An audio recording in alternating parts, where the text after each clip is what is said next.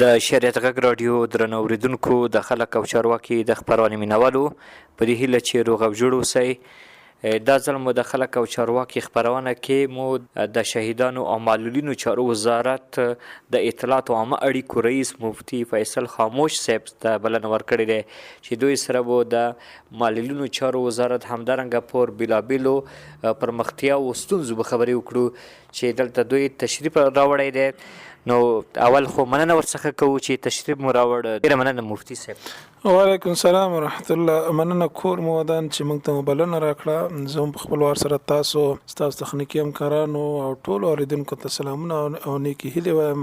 خوښ شوم چې د ګرانو هیوادوالو ستونزو مشکلات ته جواب وایم. مننه. ډېره مننه مفتي صاحب. کرا شو دغه د څلورم پړاو په اړه ډېری اوریدونکي موږ ته زنګ وهي له بېلابېلو ولایتو څخه چې کله دغه امتیازات یا ماهانه ورکول کېږي، نو که پرې اړه لږ معلومات راکړئ. اول خدا چې سکال په تیرو تقریبا 2 میاشتو کې موږ 11 میلیارد او 688 میلیون افغانۍ د نن ورځې پورې دا په یتیمانو معلولینو کونډو باندې توزیع او تقسیم کړي. که زه په بل عبارت وایم یعنی 11,688 میلیون افغانۍ دا په ټول هیواد کې په یتیمانو معلولینو کونډو باندې توزیع شوي دي او د توزیع لړۍ اوس هم دوام لري.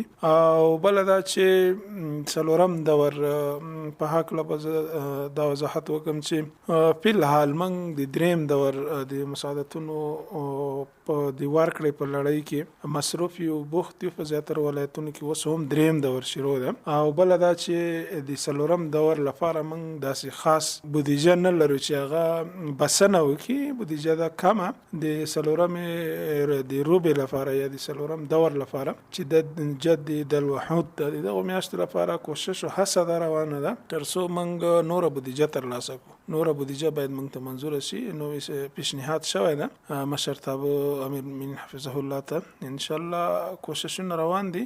منتظر دی ته یو چې هغه د موږ پیشنهاد منظور شي، موږ ته نوره بودیجه راکول شي تر څو د بودیجې د منظوري سره سم موږ د څلورم دور مساعدت او ماهانه شروع کړو. بله خبره دا ده چې مشر شیخ امیر المؤمنین حفظه الله سره شفاهي یادونه هم شوې ده هلته کندهار کې مجلس ورسره شوی تر څو موږ ته نوره بودیجه هم راکړي او د شفاهي یادونې سره اوس مکتوبي غوښتنه هم شوې. امیدونه شته، هیلې شته چې تر څو موږ ته نوره بودیجه راکول شي.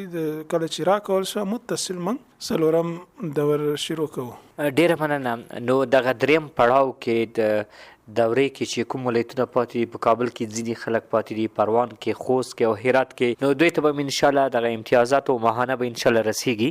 ما مخکې یادونه وکړه موږ اوس مهال هم دریم دور دوام لري. ډېری ولایتونو کې د یتیمانو معلولینو ته د دریم دور یعنی د درېمې روبې مساعدت او ماهانو لړۍ جریان لري.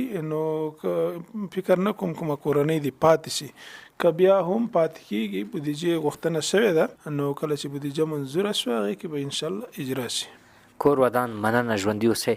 اوس ځینې پوښتنې راولړېږي چې هغه ماشومان چې مادرزاتي نابینا دي، یعنی په دواړو سترګو، همدارنګه ملکي وګړي دي، معیوبه دي، معلوله دي، یو خو دپاره هم امتیازات یعنی پر وخت نه ورسول کېږي. نو تاسو معلومات څه دي؟ ورکړي مو دي یا مو نه دي ورکړي یا دغه پروسه تر کومه ځایه رسېدلې؟ هغه معلولین چې اصولو ته برابر وي، طرحې ته برابر وي او مستحق خلک وي، اقتصادي مشکلاتو لري، کورنۍ غریبه وي، او بله دوی هم رښتینې معلولین یعنی رښتیا هم دوی نابینایان وي یا بل معلولیت ولري، نو که چېرته شرایط ته برابر وي، اسناد هم برابر وي، نو دغه یا دغه ډول معلولین دوی ته دا ترتیب روان ده. مساعدت او ماهانه دوی ته اجرا کېږي. دې کې موږ کوم مشکل نه لرو.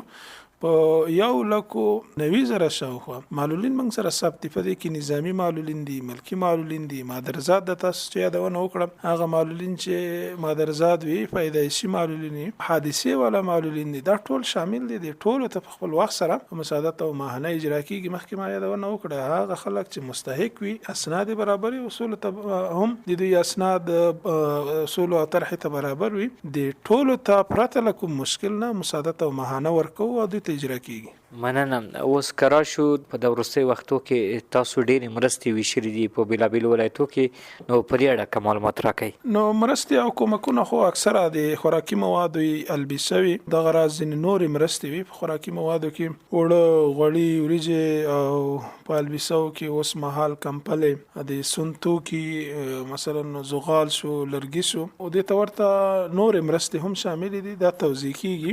نو دا مرستې اکثره زیاتره د خیریه بنسټونو موسساتو له لارې کیږي د اړوند ریاست سره په همغږۍ باندې. څو ورځې مخکې پروان ولایت کې 110 کورنیو باندې د ایچ ایچ ار ډي موسسې لخوا مرسته وشوه او دغه راز 100 کورنۍ نورې هم اجرا شوې د ایچ ایچ ار ډي موسسې لخوا په پروان ولایت کې. او بله دا کابل کې دلته ډېرو کورنیو سره چې تعداد یې سلګونو ته رسېږي دلته مرستې وشوې د ایچ ایچ ار ډي او ځینې نورو موسساتو لخوا.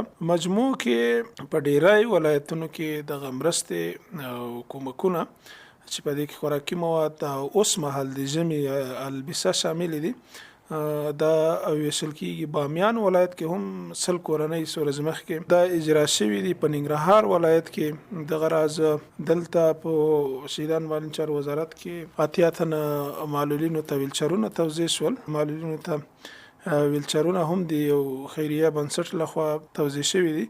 بناء په لغمان ولایت کې هم تقریبا څو ورځې مخکې 180 کورنۍ د اجرا شوې. په سمنګان ولایت کې تقریبا 209 کورنۍ سره د خوراکي موادو مرستې شوي دي. دې ته ورته که زه تفصیل ته ځم، موږ په ډیری ولایتونو کې د مرستې اوس هم دوام لري. هدف له دې نه دا ده دلته په هیواد کې د یتیمانو، معلولینو، کونډو لاسنیوی وشي او دوی سره کومکونه وشي. او بله دا چې کابل ولایت کې څو ورځې مخکې تقریبا 240 تنو کورنیو باندې د زد اف ای موسسې لارې ژمني مرستې ویشل شوې. په دغه مرستو کې کمپلې وې 1550 کیلو ګرامه د سون لرګي شامل وو او ځینې نورې مرستې هم یې دا وویشل شوې.